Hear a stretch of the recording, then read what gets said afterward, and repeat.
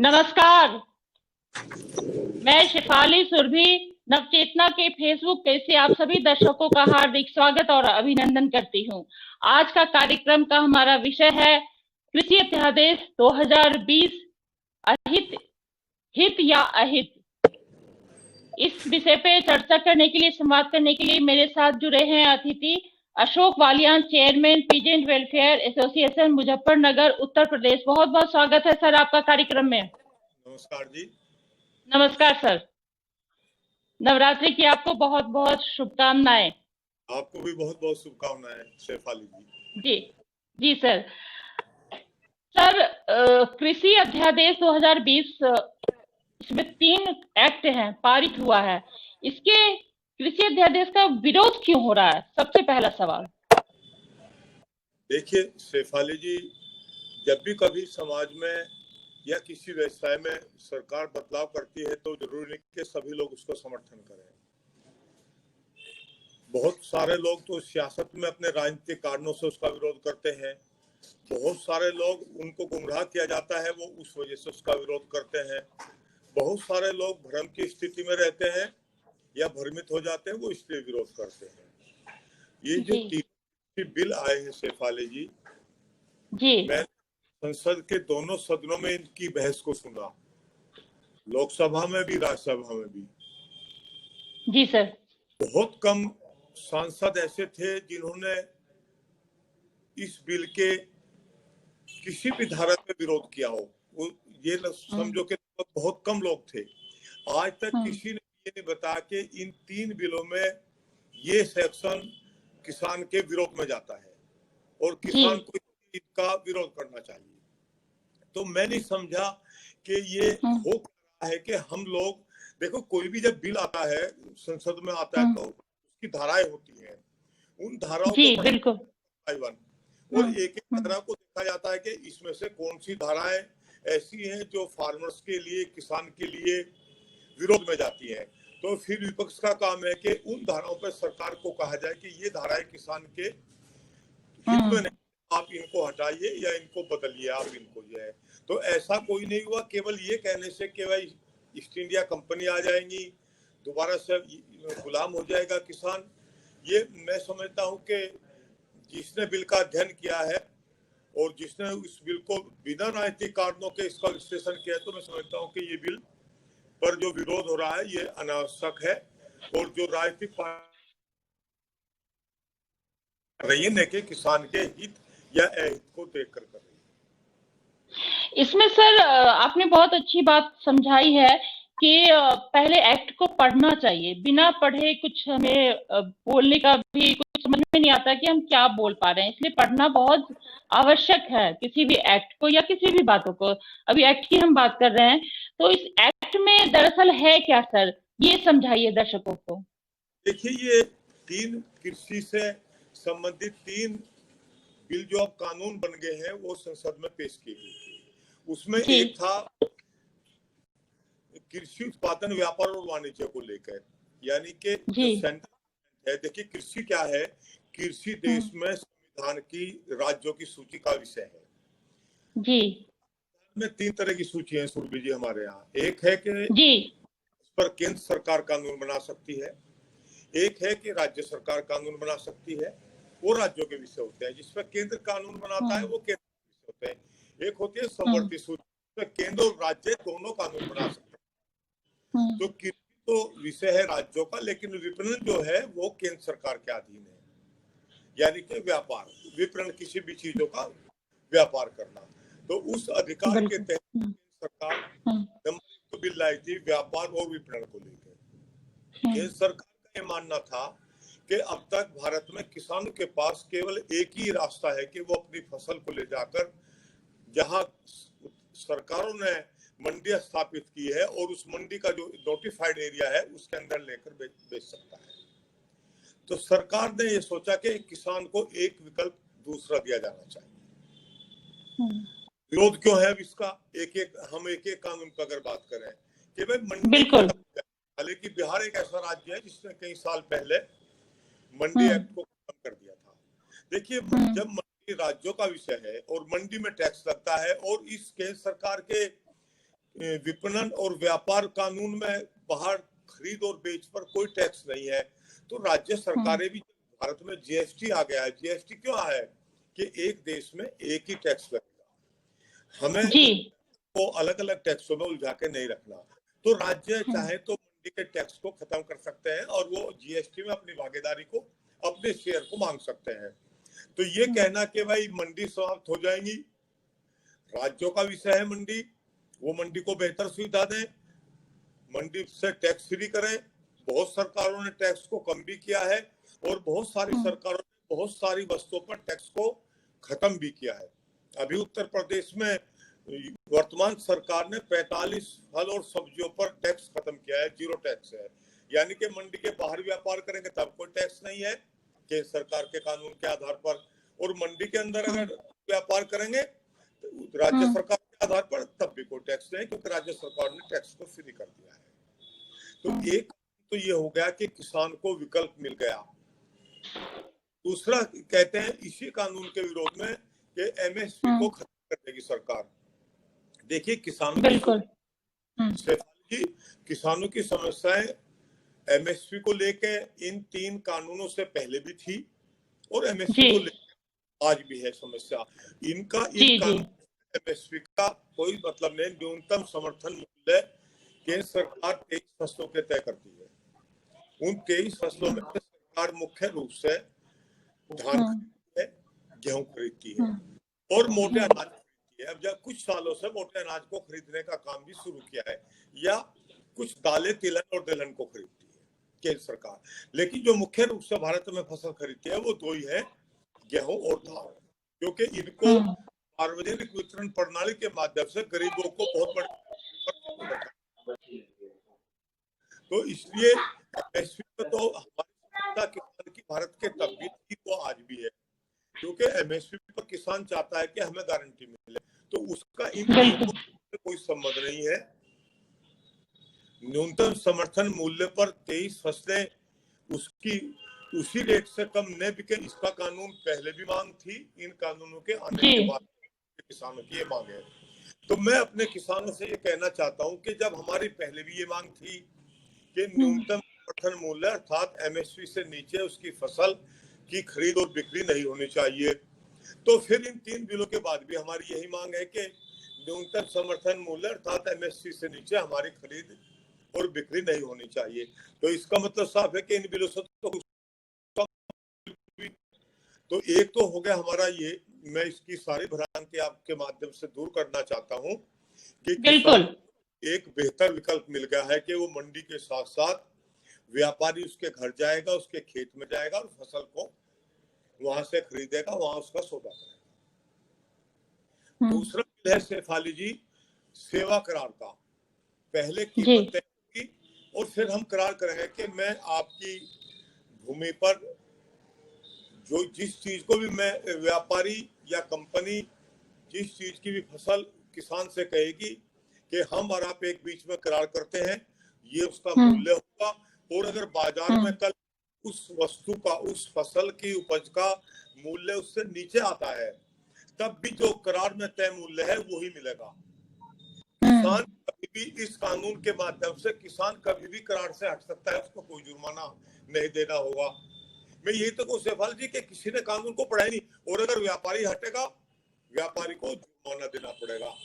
तो ये जो आप कह रहे हैं तो किसान के हित की बात हुई, इस तरह से देखें तो ये अभी की हित की हम बात कर रहे हैं। हाँ, इस जो आपने अभी बताया, विश्लेषित किया है, इससे किसान की हित की ही बात हो रही है कि उसे फायदा होगा, कोई उसको जुर्माना भी नहीं देना पड़ेगा।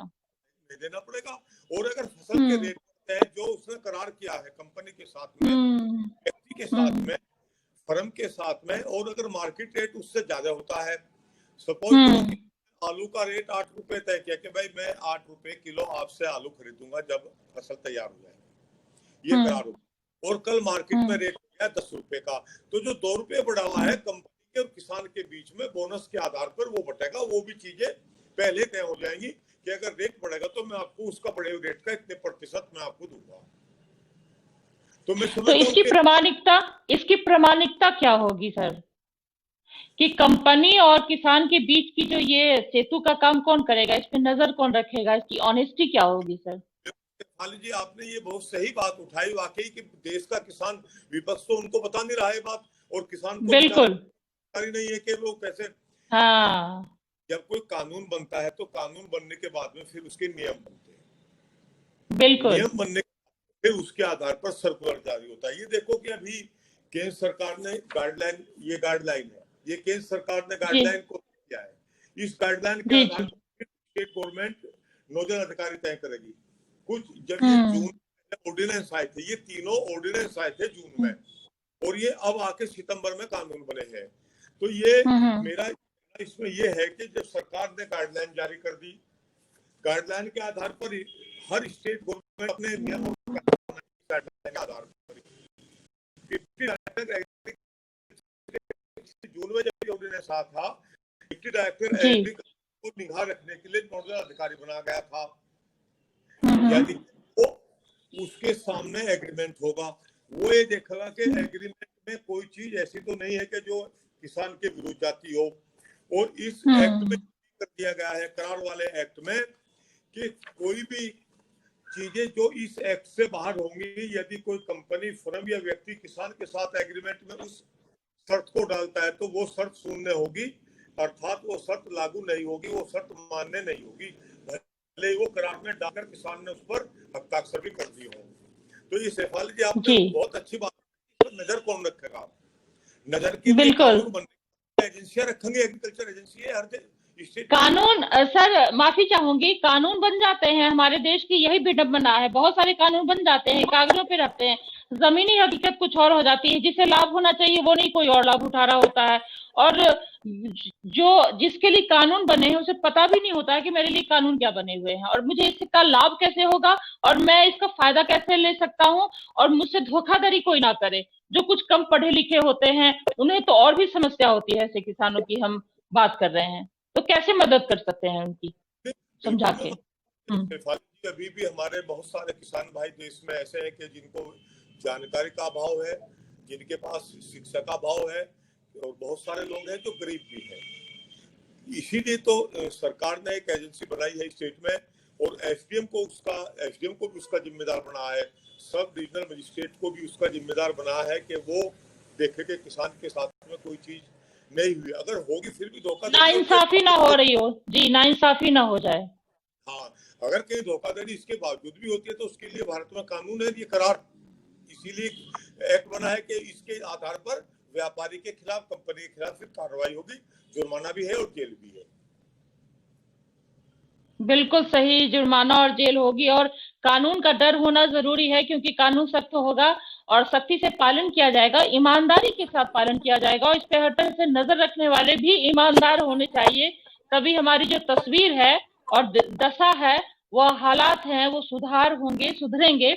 एक सवाल और भी है कि यहाँ परसेंटेज की अगर हम बात कर लें सर, जो कृषि के कुछ समर्थन में थे, जब एक्ट आने वाला था, तीनों अध्यादेश जब कानून आया है, 67% किसान को जानकारी थी और शायद इस एक्ट की, और 52% विरोध कर रहे थे, और 36% जो प्रतिशत है वो जानते ही नहीं थे।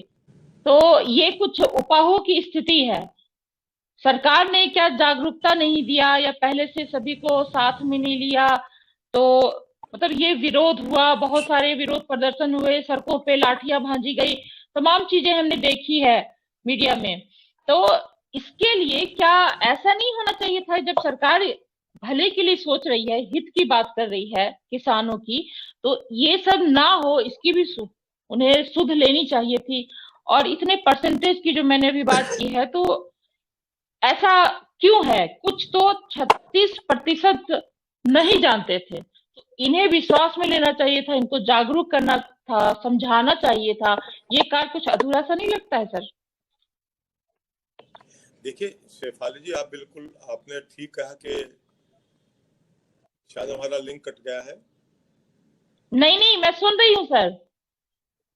देखिए बिल्कुल आपने ठीक कहा, बोलिए। सरकार को पहले से इस चीज के और ज्यादा किसानों को बातचीत करनी चाहिए थी, उनके बीच में संवाद करना चाहिए। ये तो बात बिल्कुल ठीक है, इससे मैं भी सहमत हूँ कि किसानों के बीच में। लेकिन दिक्कत क्या है, पिछले कुछ दिनों अब ट्रेंड चल गया है कि अगर कोई चीज देश का प्रधानमंत्री या उसके राज्य का मुख्यमंत्री इंश्योर कर रहा है, तो अब ऐसा ट्रेंड चल गया है कि विपक्ष उस बातों को नहीं मानता है और ये कहते हैं कि ये लोग जो है एंटी फार्मर्स है, तीनों कानून जो है, लेकिन ये नहीं बताता विपक्ष कोई भी। तो क्या होता है कि देश में जब उसका प्रचार चलता है तो वो प्रचार बहुत तेजी से चलता है। मैं समझता हूँ कि जब प्रधानमंत्री ने किया है कि एमएसपी को लेके कोई मतलब नहीं है इन तीनों कानूनों से, और सरकार कभी भी एमएसपी को खत्म करने का विचार नहीं ला रही है बिल्कुल भी। तो मैं समझता हूँ कि लेकिन वो लड़ाई तो रहेगी किसानों की कि एमएसपी पे गारंटी मिले, तो लेकिन बिल्कुल की कोई बात तो है नहीं। तो ये आपकी बात ठीक है कि सरकार को किसानों के साथ संवाद को और ज्यादा बढ़ाना चाहिए था, और अभी भी समय है कि उस चीज को बढ़ाए। बिल्कुल बढ़ाना चाहिए था, और समय है कि एक ऐसा मंच हो, ऐसा प्लेटफॉर्म हो जो किसानों को घर मतलब उनके पास जाके, जो किसान इतने पढ़े लिखे भी नहीं, उन्हें समझाना पड़ेगा कि उनके हित की बात है और किस तरह से और किस प्रकार इस एक्ट का, अध्यादेश का उन्हें लाभ होगा खेती किसानी में। तो अभी जी सर, एक्ट और रह गया अभी आवश्यक वस्तु संशोधन कानून, क्योंकि तीन बिल आए थे ना, ये तीसरा पे भी हमें चर्चा करनी थी। जी जी हाँ जी, तो बोले। हाँ, ये आवश्यक वस्तु अधिनियम में जो संशोधन किया है केंद्र सरकार ने, ये इससे है कि जब कोई भी कंपनी किसान से सीधा कोई चीज खरीदेगी, सपोज करो कि कोई चावल का मिल है बड़ा, अगर वो किसान से सीधा खरीदे तो उसके पास में पहले क्या था कि स्टॉक का प्रतिबंध था कि आप इससे ज्यादा स्टॉक नहीं कर सकते। लेकिन कोई भी व्यापारी अगर कहीं इन्वेस्ट करेगा, कोई फैक्ट्री लगाएगा, कोई उद्योग लगाएगा, खासकर ये फूड प्रोसेसिंग के लिए कानून में संशोधन किया गया है, तो वो किसान से सीधा खरीद के स्टोर करेगा, किसान को भी बेहतर मूल्य देगा और फिर वो और अपने कायदे से उसकी मार्केटिंग करेगा। तो मैं समझता हूँ कि और सरकार ने इसमें ये भी अपने हाथ में रखा है कि यदि देश में आवश्यक वस्तु अधिनियम के तहत ये महसूस करती है सरकार कि हमें इन चीजों को फिर इस कानून के तहत ले आए, तो वो ला सकती है। केवल उसने अभी उनको बाहर किया है, लेकिन पास वो पावर फिर भी रहेगी कि वो उन चीजों को जो है फिर भी ला सकता है। लेकिन उसका मैं समझता हूँ कि उस किसान को फायदा है, उससे भंडार में पैसा लगेगा, गोदाम बनेंगे, उससे खाद्य प्रसंस्करण उद्योग में निजी निवेश बढ़ेगा। मैं कहता हूँ किसानों को कि ये निजी निवेश बढ़ेगा, निश्चित तौर पर जब निजी निवेश बढ़ेगा तो खेती में बदलाव आएगा, खेती लाभदायक बनेगी और खेती में रोजगार के साधन बढ़ेंगे। खेती में दो तरह का रोजगार है, एक तो है केवल के डायरेक्ट खेती में जो आदमी खेत में जाकर रोजगार कर रहा है, एक है कि खेती से जो हम उत्पादन करते हैं, अगर उस उत्पादन की प्रोसेसिंग यूनिट लगेगी तो वो भी तो एक खेती के साथ साथ ही दूसरा मतलब सेक्टर हो गया जिसमें के रोजगार मिलेगा, और वो तब तक नहीं मिलेगा तब तक हम बंदी से नहीं हटाएंगे। तो सरकार ने ये बंदी से इसलिए हटाई है कि खेती को नए तरीके से, खेती के साथ ही खेती की उपज से होने वाले व्यापार के लिए भी रास्ते खोले जाएं, ताकि किसानों के बेटों को भी अपने क्षेत्र में वहीं उनको रोजगार मिले, वहीं उनको नौकरी मिले, और वो तब मिलेगी तब वहाँ खेती के साथ निवेश बढ़ेगा। और अगर निवेश नहीं बढ़ेगा तो फिर हम केवल खेती पर ही निर्भर रहेंगे। लेकिन अभी का जो माहौल है, इसमें जो अभी कोरोना काल है, एक सवाल ये भी बहुत ही गंभीर है कि जो कोरोना काल हमने देखा है, बहुत ही त्रासदी हुई है, बहुत नुकसान उठाना पड़ा है, और लेकिन इसमें सबसे बड़े जो नींव दिया, आर्थिक सहयोग दिया, समर्थन दिया, वो किसानों ने दिया है, क्योंकि बहुत सारी मंदी हो गई है, बहुत सारी नौकरियां चली गई, और जो फैक्ट्रियां थी, उद्योग धंधे बंद हो गए, और कहीं नौकरी है तो पैसे नहीं ठीक से मिल रहे हैं। बहुत सारी त्रासदी आपने भी देखी है, हमने भी देखी है, सर पूरा देश देख रहा है और झेल रहा है अभी तक। तो क्या ऐसा कुछ खास इसमें आपको लगता है, क्या सोचते हैं कि कोरोना काल जो अभी है, इसमें किस तरह से उनका सहयोग रहा है, और क्या उनको सरकारी तौर पे बेहतर, सरकार की तरफ से बेहतर उन्हें सुविधा और सुरक्षा और जो एक फैसिलिटी होती है, सुविधा देनी चाहिए, जिससे वो संबल उनको मिले, ताकि वो और भी हम लोगों के लिए वो जो अन्नदाता है उसके जो पांव है वो मजबूत हो और सिर पे छत भी हो, जो हमें जीवित रखता है अन्नदाता। जी सर। शेफाली जी, ये तो बात आपकी सही है कि जब सारी दुनिया कोरोना की वजह से प्रभावित हुई, लेकिन भारत जैसे देश में जिसकी बहुत बड़ी आबादी कृषि पर निर्भर है और जो कृषि के साथ साथ शहरों में आकर रोजगार से वापस आए और उनका बोझ भी कृषि पर पड़ा, लेकिन फिर भी भारत में कृषि ने बहुत बड़ा साथ दिया और ये हम दुनिया का, और उसके बदले में मैं मानता हूँ कि केंद्र सरकार को अभी भी कृषि पर बहुत सारा काम करने की जरूरत है। बिल्कुल। 3 बिल कृषि सुधार के लिए लाई है। एक तो जो प्रधानमंत्री का जो है वो 6,000 रुपए, तो सारे किसान संगठनों में किसानों के पास हम लोग जाते हैं, उनकी हमेशा मांग रहे हैं। जब सरकार ने गरीबों को अनाज और उनको चावल दिया है, ये बहुत अच्छी योजना थी कि भारत एक ऐसा देश है कि सरकार की मंशा थी कि भाई गरीबों को इस कोरोना काल में कम से कम भूख की तो चिंता नहीं होनी चाहिए। तो ऐसे किसान ने जब देश को दिखा दिया है कि हम संकट के समय भी देश के साथ खड़े हैं, तो किसान सम्मान निधि जो प्रधानमंत्री के नाम से चलाई जा रही है वो निश्चित तौर पर बढ़कर 18,000 रुपए या 24,000 रुपए जो भी किसानों की मांग है जो केंद्र सरकार करे वो निश्चित तौर पर। दूसरा शेफाली जी है कि कोरोना काल में जब किसानों ने ये दिखा है और जो किसान की चिंता है एमएसपी को लेकर, मैं अभी बिहार का देख रहा था। बिहार में मक्का एक ऐसी फसल है जो कई जनपदों में होती है, वो रबी और खरीफ दोनों में होती है। मतलब हमारे देश में जो चक्र ये प्लस पॉइंट है, प्लस पॉइंट है बिहार की है कि वो दोनों चक्रों में होती है, रबी में भी होती है और वो खरीफ के चक्रों में भी होती है। और क्या हुआ कि बिहार सरकार को खरीद के लिए कहा नहीं, क्या होता है कि हमारे यहाँ बहुत सारे कानून अभी भी पहले से जो लंबे समय से बने आ रहे हैं कि अगर किसी को गेहूं और धान के अलावा कोई दूसरी मोटा अनाज की फसल खरीदनी होगी तो वो केंद्र सरकार को कहेगा, फिर केंद्र सरकार उसकी स्वीकृति देगी। तो कभी कभी क्या होता है कि राज्य सरकार समय से स्वीकृति नहीं लेती या समय से स्वीकृति नहीं मिलती। तो मैं बिहार का देख रहा था कि बिहार में रबी और खरीफ दोनों में मक्का की फसल को किसान को जो उसका न्यूनतम समर्थन मूल्य था उससे कम से कम भी 40%, 30%, कहीं कहीं तो 50% नीचे दर पर उसको बेचने के लिए मजबूर होना पड़ा। तो ये सरकार को इस तरह के बदलाव भी करने पड़ेंगे कि जो 23 फसलें केंद्र सरकार एमएसपी तय करती है उनका देर सवेर केंद्र सरकार को एक ऐसा बिल लाना चाहिए कि न्यूनतम समर्थन मूल्य न्यूनतम बिक्री मूल्य में बदल जाए कि इससे नीचे कोई भी सौदा वो मंडी के अंदर हो या इन 3 नए कानून में से एक कानून के द्वारा बाहर हो तो वो उससे नीचे फसल नहीं।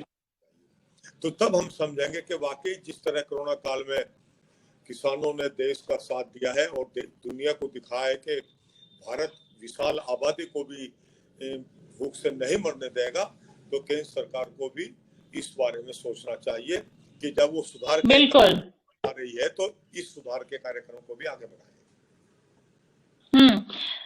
तो सरकार को और भी अपने जो उन्होंने अभी अच्छा है अध्यादेश लाया है, इसे पढ़ने और समझने की जरूरत है। और जैसा कि आपने बहुत अच्छी बात कही है कि सरकार को, केंद्र सरकार को, और जो तालमेल है केंद्र सरकार और राज्य सरकार का, वो तालमेल सही होना चाहिए, संवाद होना चाहिए। और इससे क्या होता है कि हमें, हमारे आम जनता को फायदा होता है। जो किसान है, हम किसानों की बात कर रहे हैं, जो अन्नदाता है, बिहार है, उत्तर प्रदेश है, हरियाणा है, राजस्थान है, तमाम पूरे देश की बात करें तो जो भी है वहाँ केंद्र सरकार और राज्य सरकार का जो संवाद है वो खुल के होना चाहिए, उसमें तालमेल होने की जरूरत है। सरकार किसी की भी हो, लेकिन जो तरीका है काम करने का तरीका वो मिलजुल के करना चाहिए, जिससे कि सबका भला हो, किसान अन्नदाता का भला हो और हमारा भी भला हो, आम आदमी का भी भला हो, जिससे कि फायदा हो सके। और जो इसमें सेंधमारी करने वाले जो लोग होते हैं, अराजक तत्व फैलाने वाले, उनको पकड़ सके, उनपे नकेल डाल सके और नजर रख सके, ये सरकार का ही काम है, प्रशासन का ही काम है। इसकी वजह से क्या होता है कि कई बार मेहनत करता है जो गरीब होता है किसान, और उसको वो चीजें नहीं मिल पाती, वो गरीब का गरीब ही रह जाता है। वो कितनी भी मेहनत कर ले, रात दिन एक कर ले, वज्रपात हो जाए, मौसम का आपदा झेल ले, लेकिन उसे फायदा कभी नहीं होता, वो अमीर कभी नहीं बन पाता है। वो अपनी बेटी की शादी हो या पढ़ाई हो, कुछ भी नहीं कर पाता। उसकी जो स्थिति होती है वो वैसी की वैसी दयनीय होती है। ये हमारे लिए बहुत दुख और चिंता का विषय है। हम और आप सभी और सरकारों को भी हम पहुंचा सकते हैं ये बात, कह सकते हैं कि उन्हें सुधार करने की जरूरत है और तालमेल की जरूरत है। जो केंद्र और राज्य सरकार की आप बात कर रहे हैं सर, बहुत अच्छी बात कही है आपने। किसानों की चिंता क्या है सर? जो किसान विरोध कर रहे हैं, आखिर उनकी चिंता क्या है? क्या सुधार नहीं हुआ है, होगा, या उन्हें अभी तक समझ में नहीं आ रहा है? वही जो हम पहले भी बात कर रहे थे, तो उनकी चिंता मेन है क्या? देखिए सवाल जी, इन 3 बिलों के आने के बाद बहुत सारे हम किसानों के बीच देखने, आज भी उनकी चिंता एमएसपी को लेकर है। उन बिलों के सड़कों पर किसान है, लेकिन उसकी चिंता बिलों से कहीं अधिक है एमएसपी को लेकर, न्यूनतम समर्थन मूल्य को लेकर। उनको ये लगता है कि कहीं देर सवेर सरकार ने जो हमारे लिए एक विकल्प खोला है कि कहीं देर सवेर सरकार एमएसपी की योजना को बंद ना कर दे। लेकिन जब प्रधानमंत्री ने देश को इंश्योर किया है कि एमएसपी पर कोई विचार ही नहीं किया जाएगा बंद करने पर बिल्कुल भी, तो मैं समझता हूँ कि हमें अनावश्यक रूप से कयास नहीं लगाना चाहिए। और जो आप एक बात और कह रही थी कि केंद्र सरकार और राज्य सरकारों को मिलकर तालमेल करना चाहिए, मैं उस पर एक बात ध्यान आ गई। देखिए, तब तक शिक्षा राज्यों का विषय था, तब तक सुधार नहीं हुआ। शिक्षा पहले राज्यों का विषय था, बाद में वो फिर समवर्ती सूची में आया।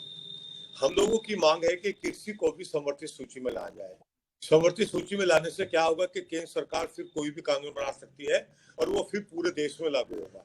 अभी आपके ध्यान हो सुरभि जी, बहुत पहली बात है, जब ये प्रधानमंत्री किसान सम्मान निधि 6,000 रुपए की योजना प्रधानमंत्री जी लाए, तो बंगाल के मुख्यमंत्री ने मना कर दिया कि मैं अपने यहाँ इसको लागू नहीं करूंगी, क्योंकि कृषि राज्य का सब्जेक्ट है, तो वो केंद्र सरकार भी इसमें बहुत ज्यादा नहीं कर सकती और फिर कोर्ट में कई साल तक उलझे रहते हैं। बहुत सारे सेक्टर ऐसे थे जो पहले राज्यों का विषय थे, बाद में फिर वो केंद्र सरकार की समवर्ती सूची में आए संविधान की, और फिर उन पर काम हुआ।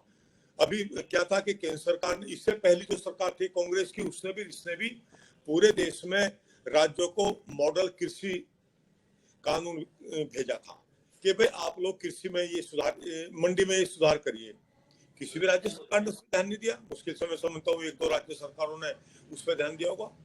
इसलिए नहीं दिया कि वो बाध्य नहीं है, क्योंकि वो सब्जेक्ट स्टेट का है। अगर वो सब्जेक्ट केंद्र का होता तो केंद्र एक मॉडल कानून ला सकती थी जो पूरे देश में लागू होता और पूरे देश के किसान। तो मैं समझता हूँ तो आपने तालमेल की बात की हुई, बिल्कुल आपने सही सवाल उठाया शेफाली जी, कि तालमेल के लिए कृषि को समवर्ती सूची में लाने की मांग हमारी है, और मैं समझता हूँ कि देर सवेर केंद्र सरकार इस पर विचार करेगी और कृषि को राज्य सूची से हटाकर संविधान की समवर्ती सूची में लाएगी, ताकि फिर केंद्र सरकार जो कानून बनाए तो वो पूरे देश में लागू हो। और आज एमएसपी पर भी यही प्रॉब्लम है कि सरकार अगर कोई एमएसपी तय करती है तो राज्य सरकारें उसको उस रेट पर खरीदने के लिए बाध्य नहीं है। कोई भी मंडी, किसी भी मंडी एमएसपी के रेट पर किसी भी फसल को खरीदने के लिए बाध्य नहीं है। ये आपको और किसानों को समझना होगा जी। तो एमएसपी की ये जो चिंता है, ये तो समझ में आई कि ये हमेशा चिंता है, लेकिन सरकार इस पे काम कर रही है। केंद्र सरकार बेहतर, हम उम्मीद कर सकते हैं कि बेहतर काम करेगी, कार्य योजना आएगी, और जो चिंता है, जिस वजह से विरोध हो रहा है, जो समझ नहीं पा रहे हैं, उनकी भी चिंता दूर होगी और यहाँ तक केंद्र सरकार की योजना जो है पहुंच पाएगी। और जो राज्यों की समस्या बता रहे हैं, राज्य सरकार को भी समझना होगा, उन्हें सही तरीके से ईमानदारी बरतनी होगी।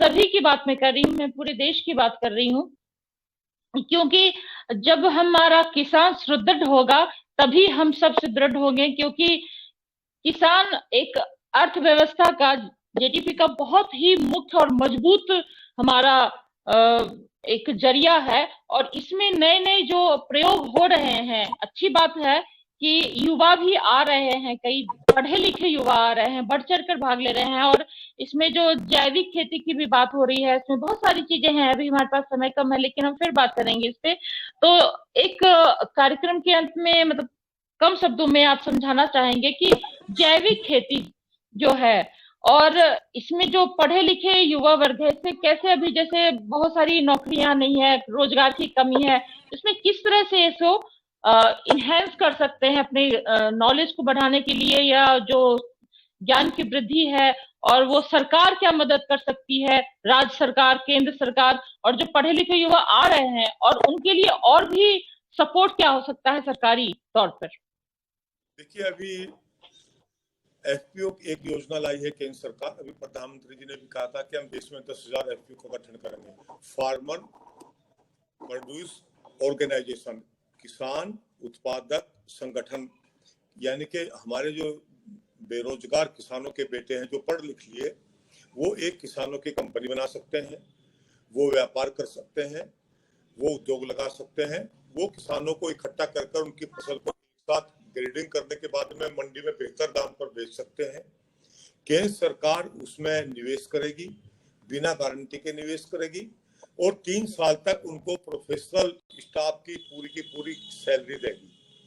तो मैं समझता हूं कि ये एक बहुत अच्छा है नौजवानों के लिए। मैं आपके इस चैनल के माध्यम से कहना चाहता हूं कि जो हमारे किसानों के बेटे हैं जो पढ़ लिख लिए हैं और वो खेती डायरेक्ट खेत से नहीं जुड़ना चाहते लेकिन खेती से जुड़ना चाहते हैं, तो वो इस किसान कंपनी को बना सकते हैं, फार्मर्स प्रोड्यूसर कंपनी को, और जुड़ सकते हैं कृषि से। और ये बहुत बड़ा एक सेक्टर बनेगा और इसमें बहुत सारी संभावनाएं हैं, और मैं समझता हूं कि अब जुड़ेंगे भी और बहुत सारे बन भी गए हैं। मुझे जहां मैं जाता हूं जानकारी मिलती है कि इसके बनने की शुरुआत हो चुकी है।